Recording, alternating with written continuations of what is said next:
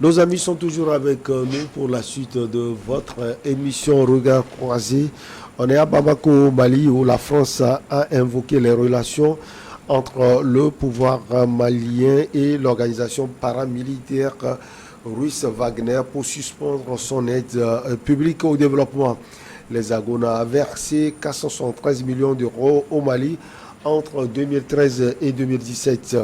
Face à l'attitude de la junte alliée aux mercenaires russes de Wagner, nous avons suspendu notre aide publique au développement avec le Mali, a expliqué une source du Quai d'Orsay. Gabé Adjao, ces relations tendues entre le Mali et la France, on peut dire tout simplement que cela continue. Oui, avant d'arriver sur les relations entre la France et le Mali, j'aimerais quand même placer un autre mot sur le problème Jean de Dieu et la dame qui a porté plainte. Il ne faudrait pas que les gens donnent un relan politique à cette affaire. Ouais. Sont des, Vous avez l'impression que c'est oui, c'est ce que les gens essaient de faire parce que la dame... C'est la dame qui a commencé. Oui. C'est elle qui a dit, c'est parce que je suis la fille d'un opposant voilà. Que bon, il s'attaque de la sorte. Oui, c'est la dame qui a commencé, mais quand même en vrai homme politique, un leader politique et de se croire un avocat parce que Jean de Dieu Momo était un avocat quand même. Donc il ne peut pas se lâcher vers ce genre d'invective en insultant la dame de primate et en la traitant de primate, même si c'est sur les réseaux sociaux. Quand même, ce n'est pas du tout normal pour un homme de ce rang-là. Maintenant, revenons sur les réseaux sociaux, justement, beaucoup de politiques... Ils se lâchent. On raconte n'importe quoi parce qu'on se dit c'est sur les réseaux sociaux. Mais en tant qu'avocat, il devrait savoir qu'aujourd'hui les réseaux sociaux sont encadrés. Personne n'a porté plainte. Ouais. Oui. S'il y a une plainte, prenez le cas du Togo par exemple, sur les réseaux sociaux, c'est vraiment du désordre, du n'importe quoi. Il y en a, on est obligé de les sortir plusieurs fois de presque tous les réseaux. Ils sont renvoyés de tous les réseaux parce que ils sont vraiment difficile à encadrer. Il n'y a pas de sagesse chez certains quand il s'agit des réseaux sociaux. Ils pensent que ça là, il n'y a plus de morale, on peut faire n'importe quoi. Attention, le cas est là. Oui. Tu peux insulter quelqu'un sur un panel WhatsApp et puis te retrouver devant la justice française ou togolaise. Et togolaise, parce qu'aujourd'hui, même au Togo, bien sûr, le code pénal est clair. Maintenant, sur la question du Mali, aujourd'hui, le Mali se retrouve dans une relation très tendue avec la France, non seulement avec la France, mais aussi avec plusieurs pays. Je me demande s'ils peuvent s'en sortir parce que il y a eu le retrait de plusieurs troupes déjà, le Royaume-Uni, la Suède, l'Égypte et autres qui ont déjà retiré leurs troupes et la France aujourd'hui. Oui, la Côte d'Ivoire aussi.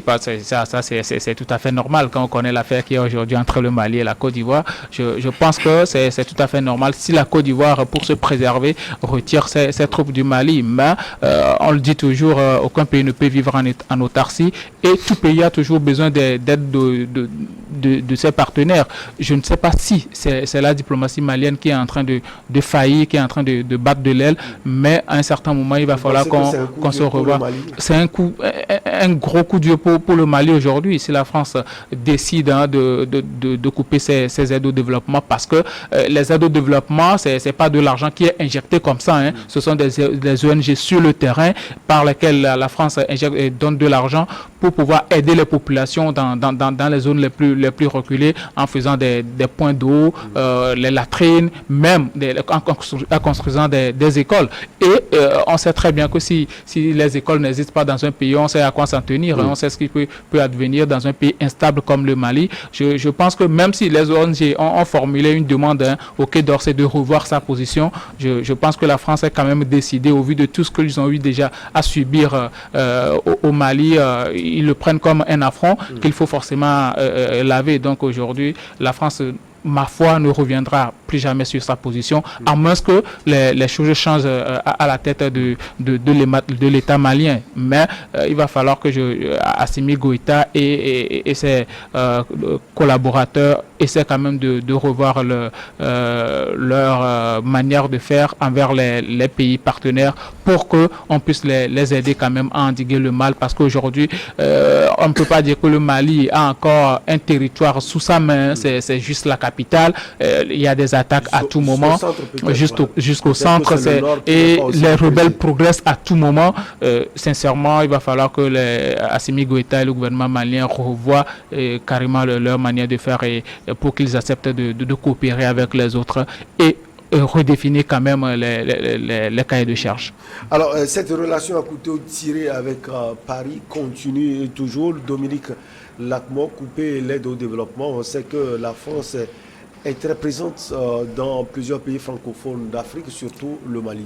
Oui, c'était prévisible parce que le départ des forces françaises au Mali et le sentiment anti-français au Mali sur lequel Assimi Goïta s'appuie pour asseoir son pouvoir, c'est prévisible que la France aussi devait réagir. Donc moi je vois deux choses à la fois, hein. Je vais analyser sur deux angles. Je commence par les aides françaises. En fait, d'abord, la France quitte le Mali sans intérêt. Donc, je ne vois pas la France encore continuer par donner les aides. Enfin, avant, quand la France était installée, ils exploitent quand même le Mali, ils ont des intérêts et tout ça. Là, quand ils disent on vous apporte de l'aide, en fait, l'aide au développement de la France que la France apporte aux pays africains, ce n'est que les retombées de ce que la France exploite. C'est comme une ristourne, en fait, quoi. C'est que les retombées de ce que la France utilise dans votre pays. Donc, c'est ces retombées que la France met dans les ONG, les associations. Voilà. Aujourd'hui, elle perd tous les intérêts au Mali. C'est normal qu'elle suspend également ses réseaux. Maintenant, du côté d'Assimi Goïta, est-ce que être un panafricain ne veut pas dire couper des relations avec l'Occident? Et je ne vois même pas la culture. Est-ce que lui non plus n'a pas demandé à couper ses relations je ne vois, avec la diplomatie malienne est très défaillante. Ça, il faut que Assimi Goïta le reconnaisse. On ne dirige pas un pays avec une telle diplomatie. Même avec ses amis de la sous-région, c'est aussi tendre, le Niger, la Côte d'Ivoire. Mais c'est pas vraiment. C'est pas en bonne passe pour un pays comme le Mali. Et Assimi Goïta, je ne sais pas comment ils veulent s'en sortir. Il va s'en sortir avec tout ce qu'il est en train de mener comme stratégie et diplomatie. Moi, je vois, c'est une perte pour le Mali. Donc, il faut. J'aurais aimé que Assimi Goïta soit vraiment un panafricain. Mais il n'est pas dans cette peau. On ne peut pas quitter. Il est présenté aujourd'hui comme le premier des panafricains. Non, pas du tout. Où est sa culture panafricaniste quand on quitte la France pour aller en Russie? Vous savez, ce n'est pas ça. C'est peut-être un pont. Non, pas du tout. Il n'y a rien de panafricanisme dans ce que Assimi Goïta est en train de mener au Mali. Et si on revient sur les anciens dirigeants panafricains comme Thomas Sankara avait des relations avec la France. Il parlait égal à égal avec le président, c'est Mitterrand, non? Mitterrand. Voilà, donc ça dit... Et à leur temps, il n'y avait pas le terrorisme. Je respecte la France. Il y a beaucoup de facteurs. Voilà. On respecte la France et en retour, on attend que la France nous respecte également. Mais ce n'est pas parce qu'on va en guerre avec la France dans toutes les relations. Non, ça, ce n'est pas du panafricanisme. Et ça, le Mali n'a pas demandé à la France de couper ses relations. Non, mais quand vous les avez chassés de votre terrain, de votre territoire, tout ça, c'est quoi? Quel type de relation? Dans les discours, c'est ce que notre ami a dit. Il faut un discours diplomatique de son ministre des Affaires étrangères qui va chanter sur les tribunes des Nations Unies, traiter la fin du terrorisme. Mais voilà, ça, c'était le Premier ministre. Tout ça, ça n'arrange pas le Mali. Ça n'arrange pas le Mali. Et dans la sous-région également, la relation est très tendue. Je pense que Assimi Goïta doit revoir vraiment sa gouvernance et sa manière de diriger le Mali. Alors, et la raison évoquée par le Quai d'Orsay, Emmanuel Vivien Thomy, c'est cette relation avec ce groupe Wagner. C'est ce que la France dit en tout cas. Vous savez, l'histoire entre le Mali et la France ressemble un peu à une histoire d'un stade de football, un terrain de jeu où il y a une équipe A qui reçoit l'adversaire, qui est coriace, qui peut jouer même dans les airs et partout, et donc a appelé ses amis pour l'aider. Alors les amis arrivés pour l'aide ont constaté qu'il y avait au stade un peu de patates douces, du manioc, des choses au sous-sol qu'on pouvait extraire un peu. Donc en venant, ils sont venus avec la Croix-Rouge pour s'occuper éventuellement de ceux qui sont blessés. Et puis il est venu avec les médias pour pouvoir relayer l'information comme il le faut. Et en même temps que tout le monde regardait le match, on puisait un peu de tout ce qu'il y avait dans le sous-sol, le manioc, la patate douce. Et puis, brusquement, on dit stop, on arrête le match. Et puis, on dit ramassez vos effets, foutez le camp. Vous n'allez plus assurer la sécurité. Nous-mêmes, on va assurer la sécurité. Et puis, même pour les médias qui diffusent le match, là, bon, écoutez, ramassez vos les effets. Et donc, l'autre, il pense, il dit alors, mais si c'est ça, ben écoute, je ramasse aussi la Croix-Rouge. Alors, si vous vous blessez, vous allez vous débrouiller. Et je demande aux vendeuses aussi qui m'ont suivi de replier un bon tableau. Et donc, c'est ce qui se passe en réalité. La France ayant compris que le Mali ne veut plus de sa coopération militaire, donc ça veut dire la vente des armes aussi. Oui, quand on parle de coopération militaire, il y a la vente des armes, il y a les échanges de services militaires. Dans beaucoup de pays, il y a encore des officiers. Vous savez comment on appelle ça chez les militaires? Les officiers. On ne donne pas le nom. Au lieu de dire officier blanc ou bien officier français, on dit les officiers. Il y a encore des officiers qui sont encore dans les rangs des officiers africains aujourd'hui. Oui. Il y a des militaires qui sont dans les camps des pays africains aujourd'hui. Il y en a plein. Bon, ce n'est pas condamné en tant que tel. Sauf que quand un jour à l'autre, vous coupez toutes les relations, il faut s'attendre aussi au revers de la médaille. Voici ce qui se passe. La France dit, si vous voulez continuer avec vos nouveaux amis, les Russes, ben nous, on plie bagage. Mais attention, le mot est bien choisi. On n'a pas dit fin de la coopération, on dit suspension. Et suspension. Et en cela, je rappelle que le Togo avait eu la suspension de la coopération avec l'Union européenne, avec l'ensemble de ses partenaires, y compris même au niveau des institutions internationales. Mais le pays n'était pas, ne s'est pas rallié à un autre. Nous avons survécu. Ça nous a fait perdre des plumes. Mais attention, il y a beaucoup de pays africains qui ont survécu à ces sanctions. Est-ce que c'est normal que la France suspende sa coopération ou bien son aide publique? En réalité, ceux qui ont alerté l'opinion, c'est d'abord les ONG françaises. Ah oui. Ce sont les associations françaises elles-mêmes qui ont dit attention, il y a une note comme ça, parce que la note n'était pas rendue publique en tant que telle. Oui. Puisque officiellement c'est passé, les autorités maliennes ont reçu copie. Oui. Mais cela n'a pas été diffusé. Oui. Pourquoi on a caché cela, je ne sais pas. Mais les ONG françaises, les associations françaises ont demandé, mais attention, vous devez revoir votre copie, Monsieur Macron, parce que ça fait longtemps que nous, on travaille sur ce terrain-là. Il y a beaucoup de planification, il y a tellement de projets qui doivent être exécutés dans les 2, 3 ans, 5 ans à venir, suivant la programmation, comme on le dit maintenant, que cette suspension d'aide publique française va créer tel problème. Même un problème de chômage pour les Français. Il ne faut pas se tromper. Il y a beaucoup de Français qui vivent grâce à cette coopération directe. Là, il y a beaucoup de missions qui seront annulées. Beaucoup de Français et de Françaises seront obligés de quitter le Mali automatiquement. Et ça va faire beaucoup de problèmes parce que les ONG, par exemple, ont droit à un financement public en France. Et les ONG ont déjà programmé sur une période donnée les activités et d'un seul coup, les politiciens disent, ben, écoutez, on met fin à cela. Et chaque fois que la France continue par parler de Wagner, et non de la Russie, moi, ça me pose un problème aussi. Pourquoi on ne parle pas de la Russie directement? On dit les mercenaires Wagner. Non, on s'en fout de ces histoires-là. Ça, c'est le président russe Poutine qui avait, lui, il avait laissé le champ. Oui, mais si la France s'assure et s'assume, elle n'a qu'à nous dire que voilà, c'est parce que vous voulez faire les relations avec les Russes que nous voulons partir.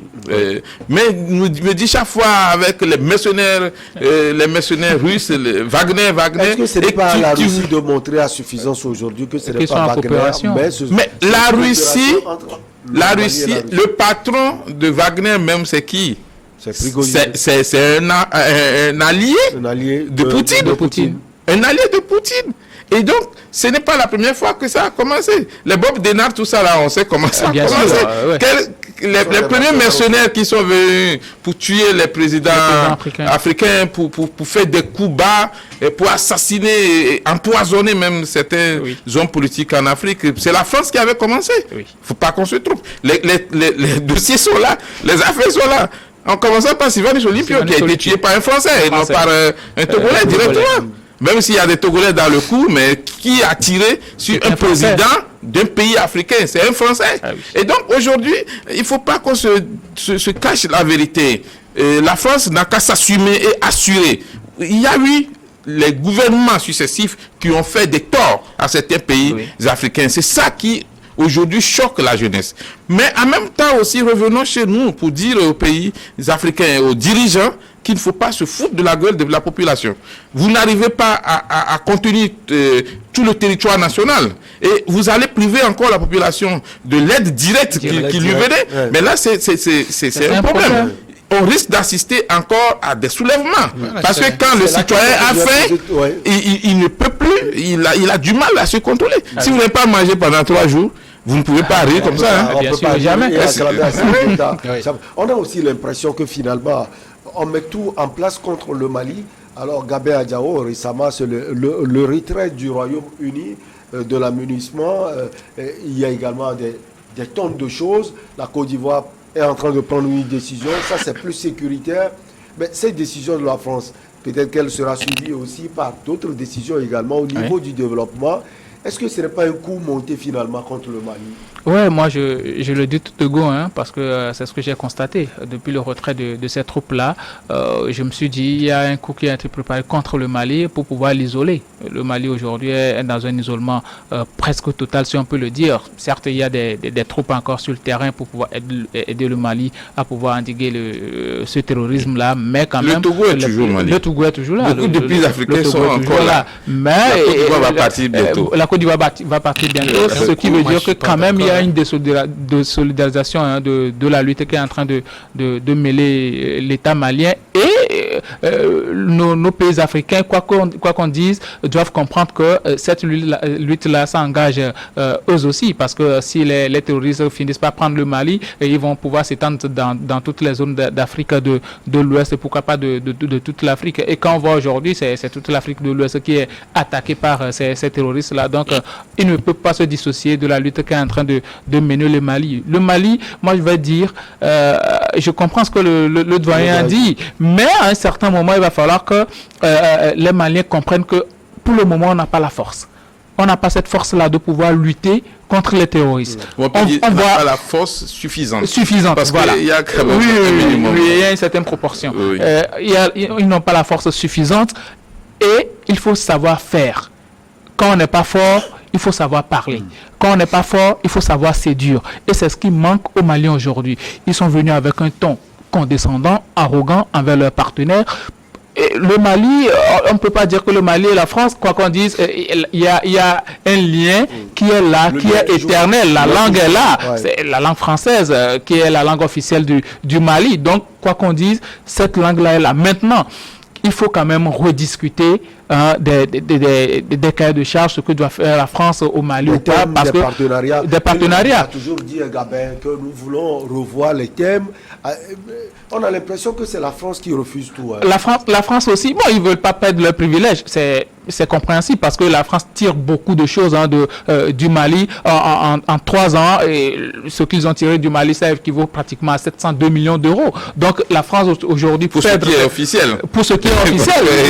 Pour ce qui est officiel. Et puis il y a des zones même que les Maliens le gouvernement malien même ne maîtrise pas. Pour que d'autres partenaires puissent dire bon, nous pouvons faire. Donc je pense que les Maliens pouvaient quand même aller avec une certaine maligne pour permettre à ce qu'ils maîtrisent tout avant de pouvoir dire à la France que bon, maintenant, vous pouvez prendre votre route, on peut quand même gérer. Mais là, ils sont dans une confrontation et avec les puissances occidentales et avec certains pays de la sous-région et avec certaines puissances, soi-disant puissances africaines. Donc il faut faire très attention. Moi, c'est l'État qui m'importe. Le doyen vient de dire quelque chose de très important. Quand vous chassez la France et que vous n'avez pas la possibilité d'aller vers votre population, de pouvoir communiquer avec eux pour leur apporter l'aide nécessaire, et que ce sont les ONG là qui sont implantées sur votre territoire qui leur apportent cette aide-là, je pense qu'il n'est pas bien de pouvoir renvoyer la France et par le biais ces ONG-là qui vont aussi partir parce qu'ils n'auront plus de financement venant de leur État. Avant de parler des conséquences de cette suspension des aides au développement avec vous, doyen Emmanuel Vivien Tomi, on retrouve Dominique Lacmont. Même question à vous, on a l'impression qu'on met tout en œuvre pour mettre, si on peut le dire, le Mali en quarantaine. Non, mais c'est le... Moi, quand l'autre ami a répondu tout de suite, j'ai l'impression aussi que le Mali même veut qu'on le mette en quarantaine. Parce que ces dirigeants n'ont pas un langage. On a mes deux frères ont tous détaillé la façon dont la France a quitté le Mali. Est-ce que Assimi Goïta et son gouvernement, ils ont préparé quand même l'après-France? Actuellement, on ne voit pas concrètement. On voit avec la Russie, je pense. Non, pas du tout. La Russie, pour véritablement s'installer au Mali, pour vraiment s'installer au Mali, va prendre du temps. Et surtout avec la situation qu'elle vit actuellement en Ukraine. Maintenant, tout ça, tout ce spectacle que montre le gouvernement d'Assimi Goïta et tout autour de ça, est-ce que c'est ça les Maliens ont besoin de tout ça? Vous voyez, ce sentiment anti-français a finalement légitimé le pouvoir d'Assimi Goïta, mais actuellement, tout ça là va s'arrêter. Et les Maliens vont lui demander des comptes. C'était eux en mai 2022 qui avaient premièrement rompu les accords de défense avec la France. Voilà, c'est la France, c'est qui, c'est tel pays, mais concrètement, au pouvoir, qu'est-ce que le pouvoir de Assimi Goïta veut donner aux Maliens? Sur le plan sécuritaire, les femmes montent en puissance, mais quelle femme monte en puissance? Tout récemment, on a tiré sur un d'escorte d'Assimi Goïta, mais si ce n'était que lui. Et quelle est la sécurité? Au niveau de Bamako seulement? Tout le Mali, presque là, tout est occupé. C'est où les femmes ont occupé les terrains. Bamako avait été frappé. Voilà, mais la sécurité, quel est le Malien qui se sent véritablement en sécurité? C'est vrai, la France a son mal au Mali, mais son départ devrait être préparé, pas de la sorte. Ouais, moi, je suis pas c'est-à-dire contre le départ de la France, mais la stratégie que mène ce militaire n'arrange pas les Maliens. Et surtout sa relation dans la sous-région. Il s'en prend à tout le monde, ils veulent être au-dessus de tout, mais ce n'est pas ça. Quand même, nous voulons du panafricanisme, mais avoir quand même des relations avec les autres. Maintenant, ce panafricanisme-là, il montre ça quand les Russes aussi vont véritablement s'installer. C'est-à-dire que actuellement, ce que je suis en train de voir au Mali, les Maliens refusent d'être colonie française et veulent maintenant être recolonisés par la Russie. C'est tout simplement. Est-ce que c'est ce qu'ils disent? Oui, c'est... Alors, on va voir quand on refuse d'être colonie française, mais ils veulent maintenant accepter être une colonie russe. Être proche de la Russie. Voilà. Alors, oui, le panafricanisme que montre... Vous n'en trouvez pas? Pas du tout. Alors, doyen, on peut voir les conséquences de cette suspension de l'aide au développement sur le Mali qui traverse actuellement des moments difficiles sur le plan sécuritaire. Également sur le plan social, il faut le préciser. D'abord, une précision justement, c'est que c'est le Mali qui a demandé aux Français de quitter pour la sécurité.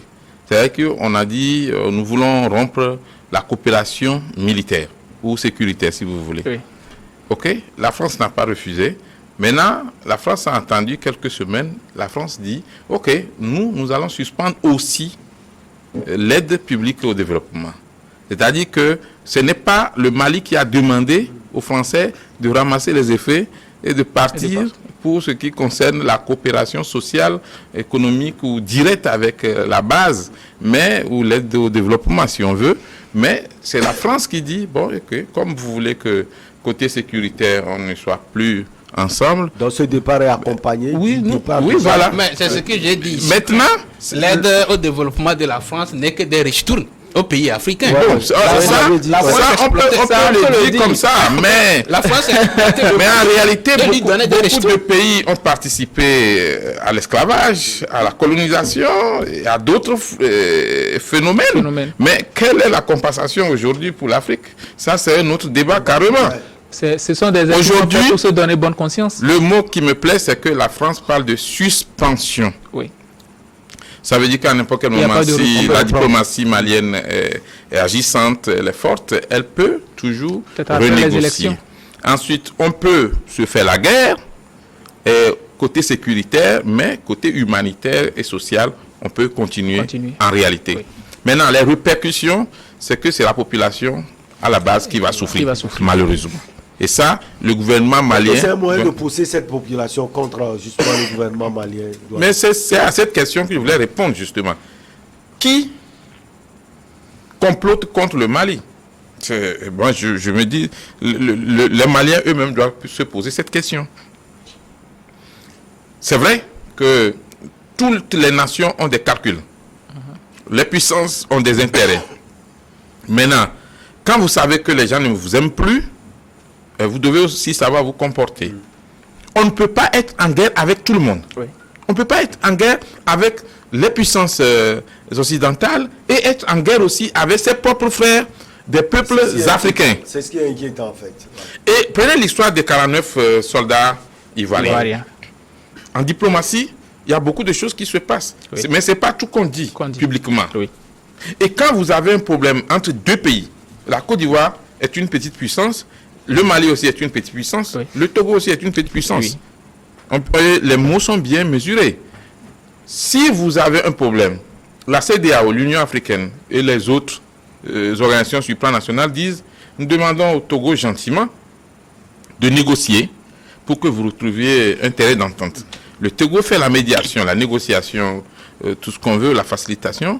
Maintenant, la moindre des choses, c'est de donner un signe que, attention, c'est cette façon de la France de se comporter avec nous qui nous énerve, mais quand vous montrez que finalement vous êtes contre tout le monde et vous n'écoutez personne, et vous serez laissé seul sur le carreau, c'est pas bien. Et surtout le monde serait du côté de la France. Ça aussi, ça complique l'équation. Mais vous ne pouvez pas me dire qu'un pays comme le Togo est actuellement tourné vers la France. Le Togo est un pays ouvert à toutes les puissances.